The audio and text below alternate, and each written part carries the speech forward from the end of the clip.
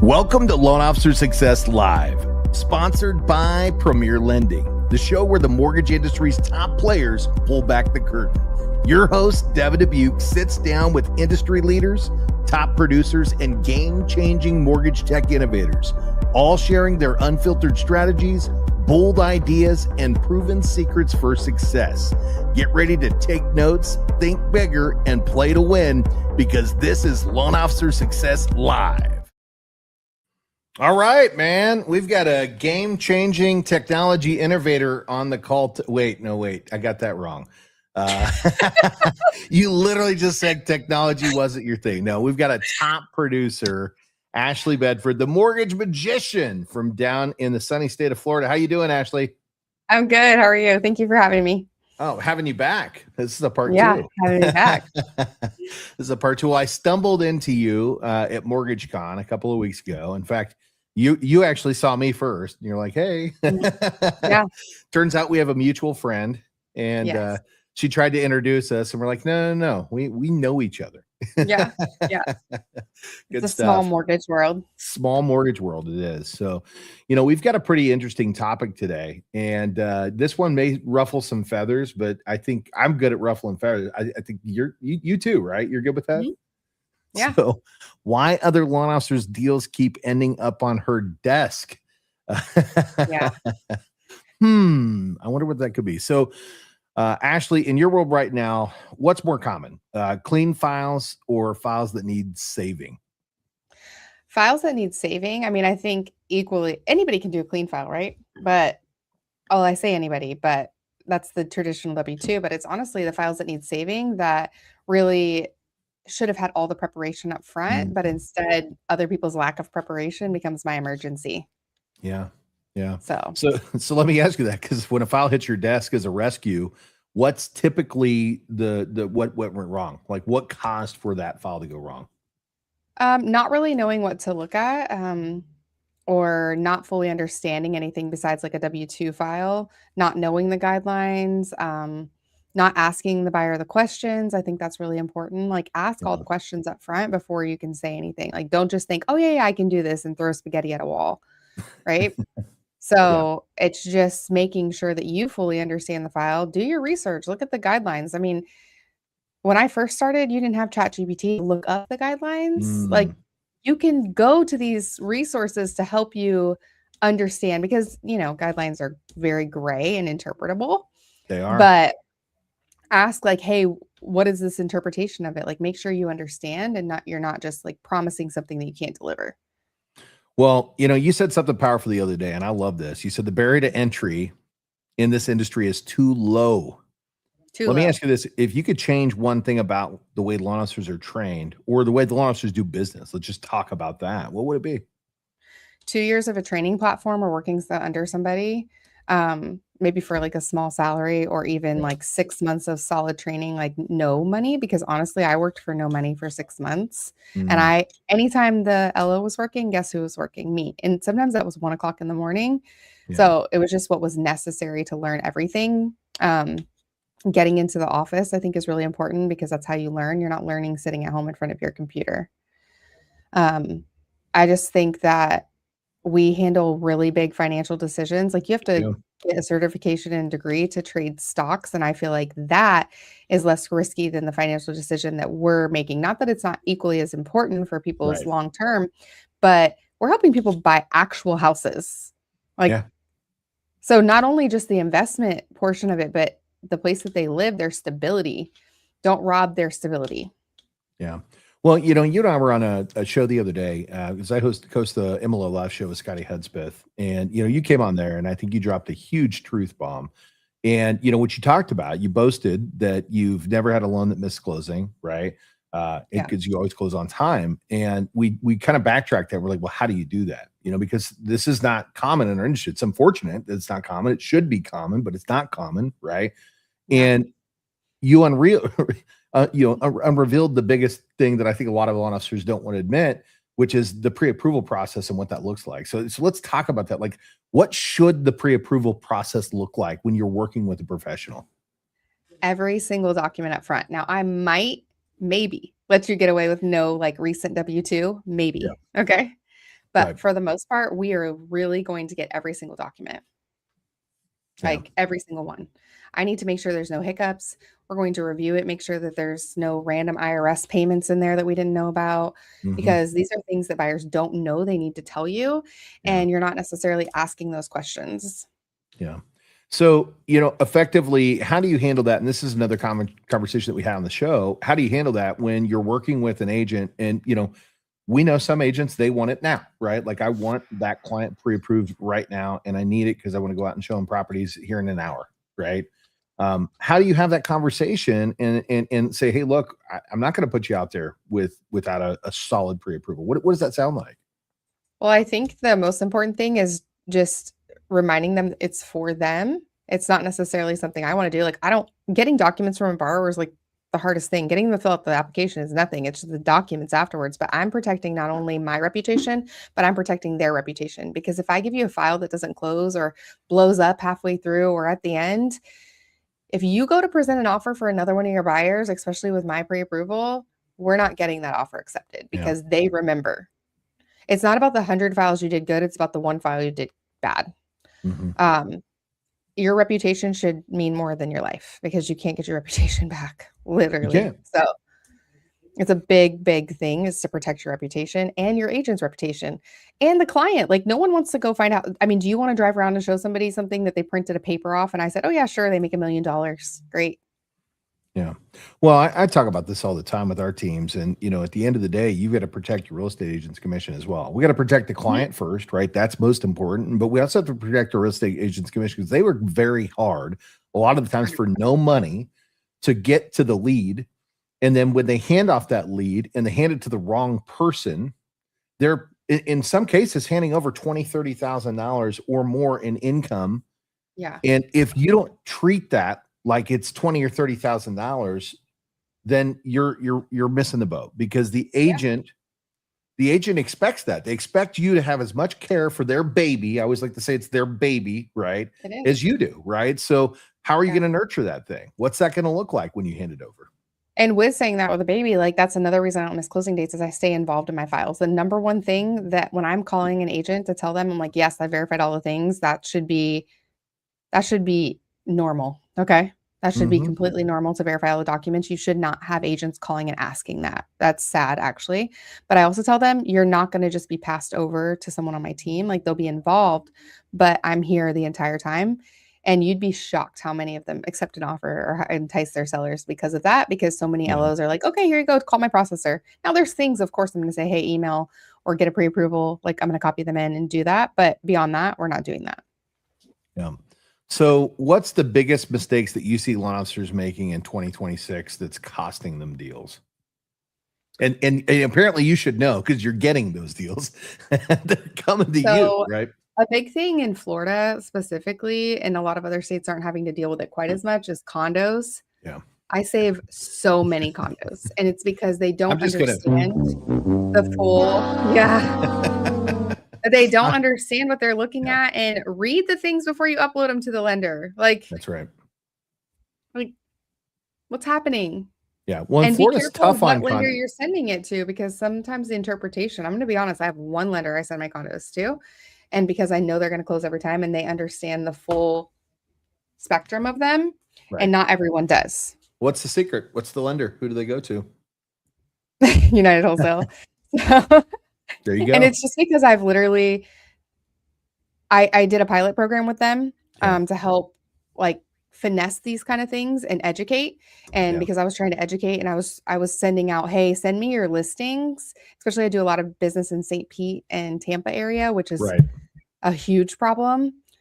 I'm avoiding Miami at all costs. Okay. Anybody who has to do condos in Miami, shout out to Sorry, Ashlyn, Raphael. like, literally run quickly because Miami is the wild, wild west when it comes to condos. And I don't even want to touch it. Okay. Yeah. Like I've literally done a condo there that's no longer a condo. It's a 4-plex stacked on top of each other basically now with single family attached. That's crazy. Yeah, I hear they're building up because they have no more land. So they're finding ways to build up. It is the wild, wild west. Yeah. It's no, thank you. But the rest of Florida, we got our shit together a little bit, you know? Yeah.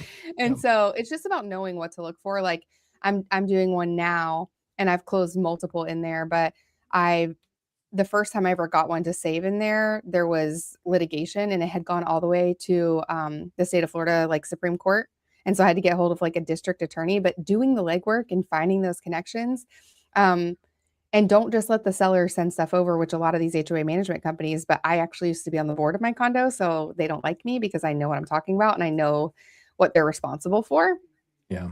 But I've made good relationships within the condo department, so we can call and say, hey, does this work? Does this not work? Like, how does this work? Like, what do we need for this? Can we go Fannie? Can we go Freddie? Because both of them have very different guidelines when it comes to condos. That's right. Yeah, especially in Florida. Well, you're called the mortgage magician. It should also be the mortgage detective, right? Because what you're talking about, and again, if you've been in this industry for a long time, and if you're great at what you do, you already know this, but we learn how to figure out facts and data about, everything. Mm-hmm. It doesn't matter. It could be like, how do you calculate this income, or how do you qualify this condo? What program works? Yeah. You find yourself doing almost skip tracing work at certain points in time in this industry to where people go, wow, how do you know how to do all this stuff? Well, we figured it out. Just right. Learning over time. I mean, honestly, like read the guidelines. I did my entire first year almost. I didn't have an approved eligible. I did manual underwrites, and you won't learn the guidelines. A realtor said to me yesterday, "Oh, you still want that stuff?" I'm like, yes. Like those are the people I want to help the most, that have everybody else has told them no. Or another thing is stop telling, like, I can't tell you how many LOs have told clients, oh yeah, you can put 20% down on a condo. Not in Florida, you can't 30%. There is not a condo in this state, besides maybe a few that are FHA approved, okay, right, that don't have more investors than they have people that live there, okay? Mm-hmm. And so there's special guidelines for the percentages down. Like, know that information. You have to get limited review on every condo that's an investment. It just is what it is. Well, and you just gave up limited review, so let's talk about that, because is limited review the same down payment in Florida as it is in other states? No, it's 5% more. It's 5% more. Yeah. That's exactly right. I can't tell you the calls that I get, and I'm like, okay, no worries. But whenever they tell you have to put more money down, make sure you give me a call. 100%. So 100%. And that's knowing your guidelines. What's crazy is the guidelines are there. In fact, as a consumer, you can actually go to the internet. You can look up Fannie Freddie guidelines. You can figure this stuff out on your own, which is frustrating when a loan officer doesn't take the time to do it, because that's their profession, right? This is the thing. And they're making more than doctors. Well, they should be. They should be if they're great at what they do. They're not all making more than doctors. And then you get that whole look of, well, why am I not able to make that kind of income when I see Ashley's doing it, right? But at the end of the day, Ashley, you're a true professional. And I talk about this all the time. If you're at the top of your game, you're just like a professional athlete. You're out there and you're practicing every single day to get to be the best of the best of the best. Because when you're on the playing field with other experienced professionals, you want to be able to navigate that landscape. And taking the time to do the education is part of it. Super important. And educating others on your way too. It's baffling how many people try to go to recruit like realtor partners.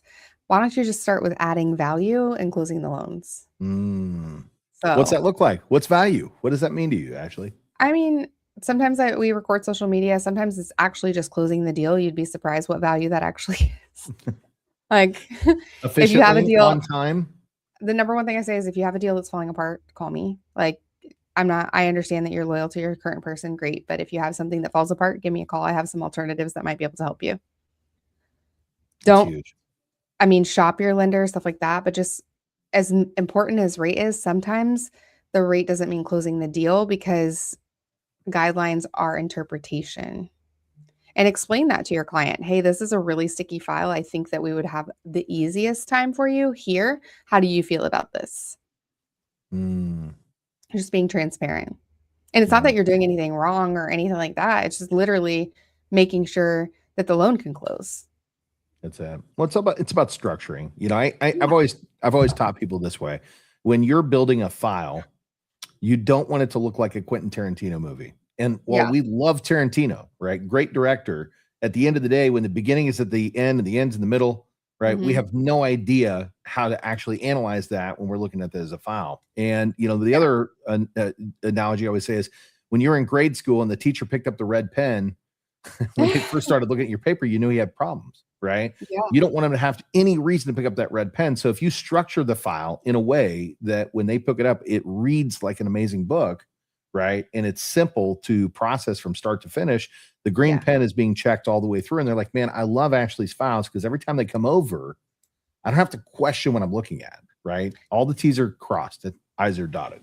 And another thing, if you want to earn like title partners business, please do the work for them at closing. I can't tell you how many title companies said, oh yeah, the broker wouldn't even access the portal for me, or they wouldn't help with this. Really? Don't be lazy. Like Mhm. this is also your paycheck too. Like you need to make sure that those numbers line up. You promised a client a certain number. You need to make sure that checks out. Well, and last time that I looked, the title companies have access to all kinds of other relational partners. They Yeah. know all the real estate agents and they Mhm. know the good loan officers and the bad loan officers. And guess what? They talk when you're not around. And they know before anybody else when that deal's about to blow up. Mm. Literally. So guess what? They can tell that realtor, well, hey, I had this girl save this deal before. So That should be an aha Mhm. moment right Mhm. there, right? Aha. The big This is difference, why we yeah. put together great files. This Yeah. is why we build great relationships. This is why we show up and answer the phones Yeah. and work with our title partners as a partner, not as an employer. Absolutely. Yeah. So you mentioned you've been doing a lot more non-QM loans. Talk about that. Like, why is that such a popular product here in 2026? Well, for example, like, you know, a lot of older people may not want to have all their stuff in a U-Haul, right? Like, and I'm, and listen, this might ruffle some feathers and even with some of my partners, but I think a bridge is really expensive, overall for what the goal is. Okay. Yeah. There's a lot of non-QM products where we can get the mortgage based on their assets because a lot of them are very asset heavy, Mm, but income poor because yeah. they're trying to keep that tax liability down and just taking money when they need it to live. So there's so many products out there that allow for primary residence. Like even one of my lenders has a step up program where it's interest only. It acts like a HELOC on the new house ish. It's interest only plus $100 so that they can get away with that. And it's a great product. They have assets to cover it. It makes sense. Yeah, I So, get that. So you're looking for creative solutions yeah. that are more economical for your buyer. And that way you can give them the opportunities. Hey, look, we have this program. We also have this program. This is why I like this one for you. This is the benefit for it for long term. Yeah. And the non-QM space is allowing that and allowing it really well. And not just for your retired borrowers, but there's, investor opportunities inside of those transactions. There's just, it's a whole new world of opportunity out there that doesn't always require the standard income documentation. And they're going to find somebody to close the loan. So make sure it's you. Yeah. So, and explain to them what the rate looks like. I explained to them, hey, listen, like I get penalized if you pay this off prior to 6 months. Like this is what it looks like. So Yeah. I'm very transparent up front. I'm transparent with the realtor so that she can remind them too when they sell their house. But I tell them, hey, here's your other option of a bridge, but the average rate on a bridge is 10.99. That's crazy to me. Yeah. And so it just doesn't make sense. And a lot of people don't qualify with the bridge. So, because there are some that eliminate the bridge amount, but there's some that don't. So it's making sense of what paper's in front of you. Yeah. And we offer a bridge at Premier, and I think you know Mhm. that because we chatted about that Sure. briefly. See, And I'm at the ruffling end your of the day, feathers. yeah, no, not necessarily, right?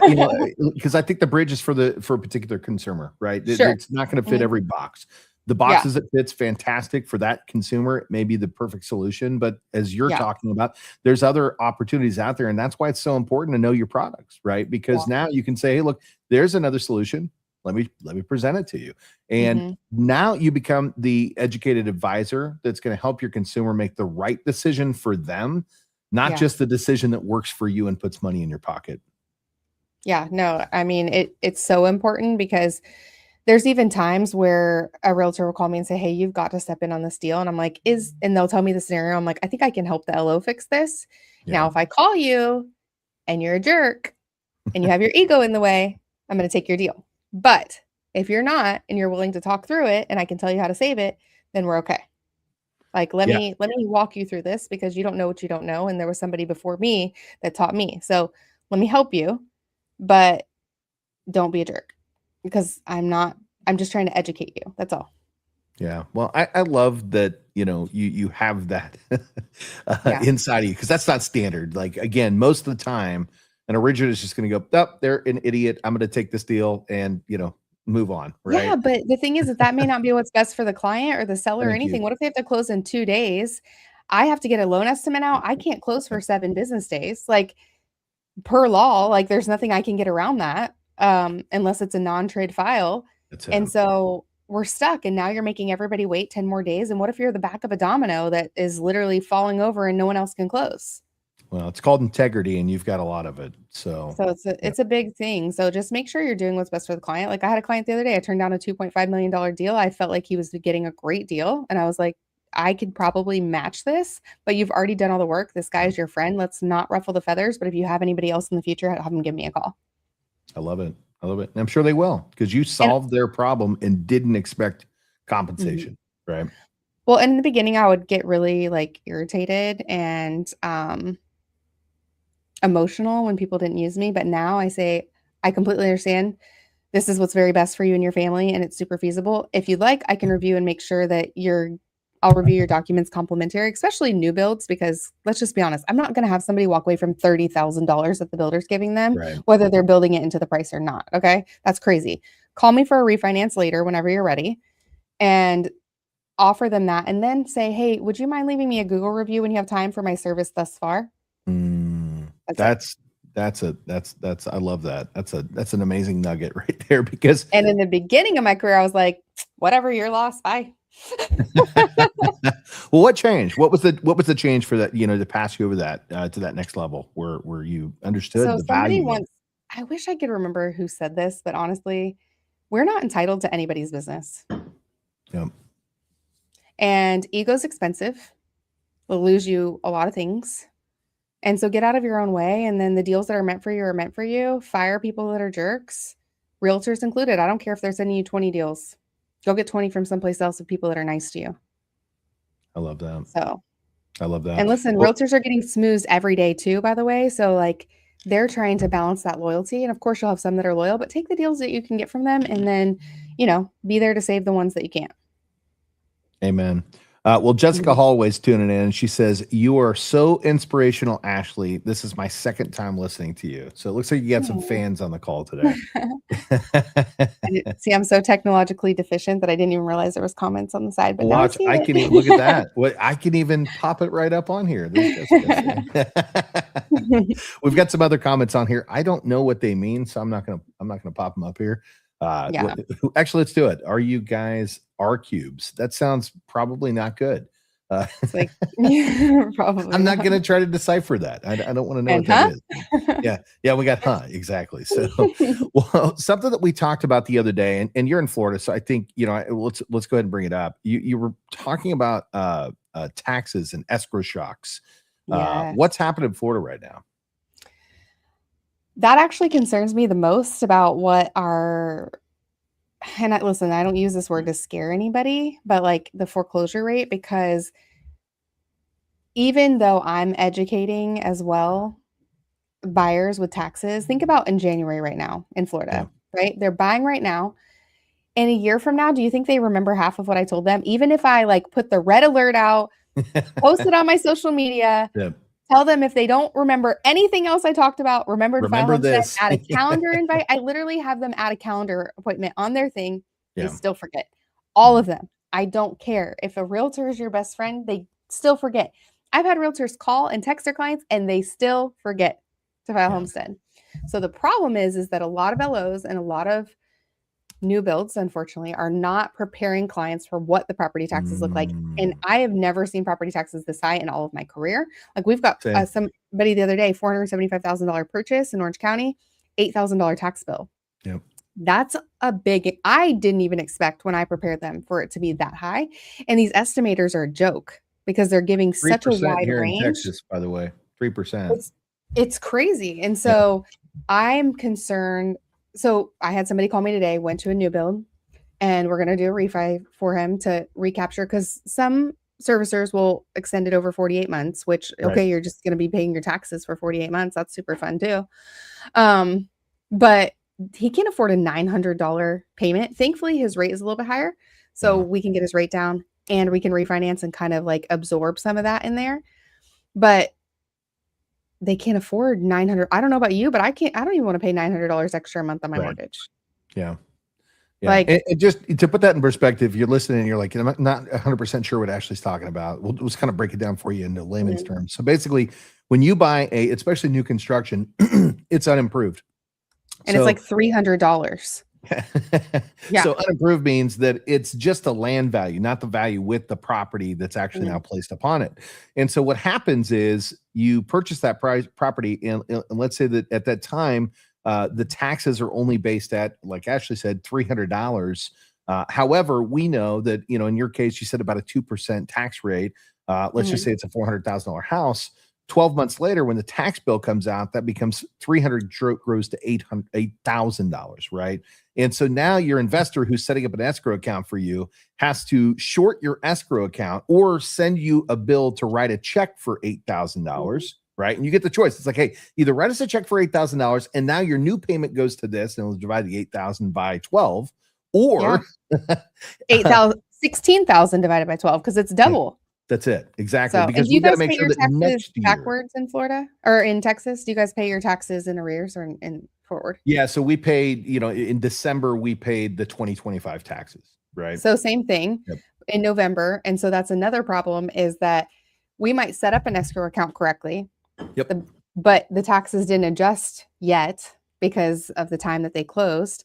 So it really takes almost 2 years to adjust. So when that 2-year mark comes, they're like, what in the world? That's it.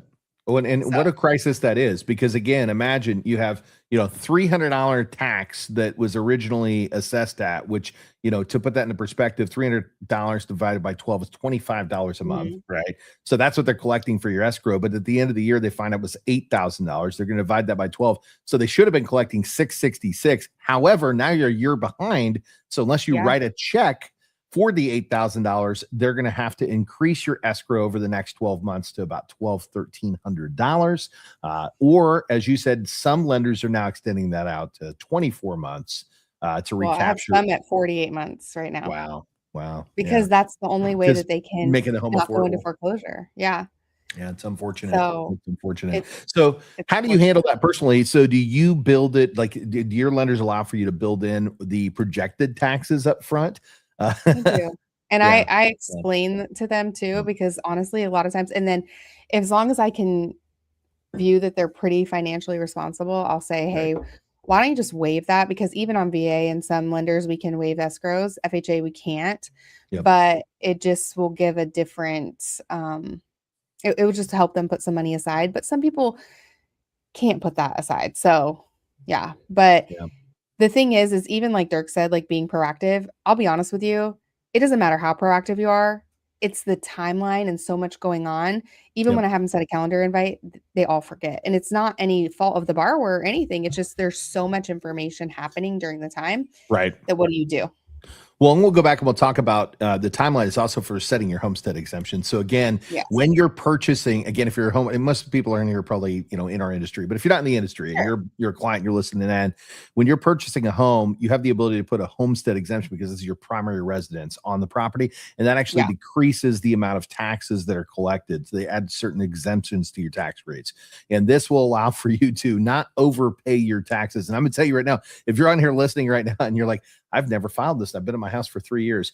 Go in and file it and then request to get reimbursed, because you can get reimbursement in some states. I'm not saying all states you can in Texas, and you should be able to do it in most. So, no, and it makes a big difference. And that is another thing too, communicate. Like I'll tell my clients like, hey, I know you see these taxes are $1,600 right now. I just want you to know they're going up, and do not run taxes for your client, the estimate. Have them call the county so they can hear it for themselves. It also adds another layer. I know normally I'm the person that's like, don't make your client do any extra work, but I think this is very important to have them call so they can hear that actual number, because there's something about hearing it, calling yourself, giving them the information, and the county will give them actual, especially if they sell a house and have some portability, which can save them. I've noticed that that's very helpful to clients to remember as well. Amen. Yeah. Well, sometimes it's important to hear it directly from, from the city or the state, right? Because when we're Yeah, telling them, especially when they're getting misinformation from other places, sometimes it creates a lack of trust. When you say, "Hey, look, 100%. no, I want you to call and get it directly from the resource so you can hear it," uh, then it's an aha moment. It's Yeah. like, "Oh my gosh, I have to go with Ashley because Yeah. not only was she so informative, she walked me through the process, taught me how to do it, made sure I was pre-qualified, but also set me up for success down the road." And these are the things that top professionals, and when we say top professionals, actually, what was the number you closed last year? How many transactions? 265. 265. And by the way, if Mhm. you're going, oh, but she's got a big team and it's just not her, she's not doing all the origination. Mhm. I'm going to go ahead and say it right now. Bullshit. Mhm. Yeah. It's Ashley, and she's got a loan officer assistant and a processor. Is that correct? Yeah, that is correct. Yeah. Yeah. Yeah. And by the way, we're competing mortgage companies, just so you know. So at the end of the day, I have no reason to embellish the truth. Ashley actually works for Aptly. I work for Premier Lending. So this is who There's no she such is. This is thing what as she does. competition. It's That's it. collaboration. Collaboration. 100%. 100%. So, So I'm going to ask you, because we're getting close to wrap up time, and I'm going to ask you, kind of going back to our original here, which is, why loan officers deals keep ending up on your desk, right? So yeah. ultimately, my question is this, and I got to find it now because I lost it. So bear with me real quick here. No worries. Yeah. So if loan officers keep doing what they're doing right now, what's going to happen to them in the next 12 to 24 months? I mean, I think first of all, you're going to lose your realtor partners that you work so hard for, and it's so hard to get somebody to send you a deal in the Amen. first place. You're going to discourage a lot of people from buying and homeownership. Now, do I believe everyone should own a house? Sometimes no. And that's only because we know it's very expensive. We know it's very expensive to fix things and put a roof on, and sometimes that's not a feasible thing for people. And I'm in the business of keeping people in their houses and not just getting people in houses. Yeah. But they're going to buy with somebody. So if they're insistent on buying, you can just provide the information, and then it's not your job to convince them either way. Okay. But someone who really does want to buy a house and you're not verifying those documents and you're not making sure of everything, single thing out front, if they don't close, they're 50% more likely to never apply for a mortgage ever again. Ever. And this is generational wealth, because more houses pass, rent doesn't. So houses pass through I generations. was literally just going to have you say that quote again because you said it on the morning show the other day, and I want you to back it. So houses pass down, rent doesn't. Rent doesn't. Yeah. Mm-hmm. And I think that's huge, guys, because what we're talking about is building generational wealth through real estate. And, if you're renting, you're building no wealth through renting. But when you're building equity inside of a home, that's wealth that can be passed down from generation to generation. And that's what we're talking about. Don't discourage your buyers from buying a home by giving them terrible service and not creating a process. And thinking that everybody's like that. Yeah. And not to bring up controversy, but another thing to really think about is why brokers really need to do better is because a lot of our government is, I don't know if anybody read the Scotsman Guide article the other day, they're trying to make it looser for banks because banks have lost a lot of market share. Okay. Yeah. And I'm sorry, but banks want to make money. And so we need to be careful so that we don't lose market share. And if we're lazy and we got blamed for the 2008 crisis to start with, okay, so let's keep it clean. Let's do good loans. And because otherwise the banks will take back over because they're going to be given some leeway there when it comes to pricing. And so it's going to get aggressive. So your service level is going to be what matters. In AI, you're competing against AI too. You have to provide a different service level. Amen. Amen to that. Well, for the loan officer listening right now that just lost a deal to you, what would you tell them? What do you tell them? Be more proactive. Treat this like you would your own family's file. I tell every client, I treat them like my family. Educate, review. Don't be lazy. Don't be in a rush. Haste makes waste. Yeah. There it is. So, well, guys, if you want to find Ashley, and you should, It's Ashley the Mortgage Magician on Instagram. Ashley the Mortgage Magician on Instagram or IG, whatever you call it, right? Go over there, find her, and make sure that you subscribe or like her page, right? And then I think she's probably got a something that'll get you to other links, but she also can be found on the web at ashleythemortgagemagician.com. Again, that's ashleythemortgagemagician.com. Go check her out. And if you're in Florida, specifically Orlando, and you want somebody who's going to take great care of you and make sure that every T is crossed, every I is dotted, every stone is left unturned, right? And perform some magician surgery to get your loan to the closing table, Ashley Bedford's the gal you're going to want to talk to. So, Ashley, thank you so much. Or the gal. What's that? You said the guy or the gal, I said gal. I promise I said gal. We're going to run this back now. I was going to say, we're going to need a playback, please. What's live? So we can always go and ask the audience. But anyways, guys, we appreciate you so much for tuning in and keep coming back for great guests like Ashley. And if you want to check her out, go over to her page and find her there. In fact, you have a Tuesday call. What is it called? What do you do? Tuesday market updates.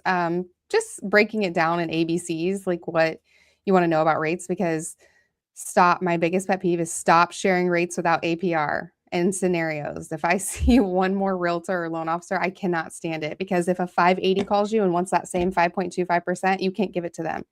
And so we have to be reputable. Okay. That's it. And give good information. But so that's a big thing for me. So go find her. Those are live streams too, right? You drop those live every Tuesday. Yeah. And so I just break it down, like what's happening, why is it being affected, explaining like why the Fed rate doesn't adjust the mortgage rates necessarily, but they don't want to hear like blah, blah, blah. They want to hear like, okay, ABC kindergarten type language. And that's not offensive. It's just literally like, if we barely understand it, how do they understand it? No, break it down in layman's terms, make it really easy to consume so that we have a true understanding. We can go out and feel like we're an expert in the industry because we get to hear from Ashley every week and get a great understanding and an easy way to digest. So, all right, guys. Well, that's it for today. Ashley, again, thank you so much for a two-time returning guest. We'll definitely have to bring you back again because you just keep getting better. You just keep getting better. And hey, thanks everybody for tuning in today. We appreciate you guys dropping. You've been watching Loan Officer Success Live, where real strategies meet real success. Don't forget to subscribe now and share it with your teammates and keep leveling up, because your next breakthrough starts here. If this fired you up, don't just watch success, go out there and build it.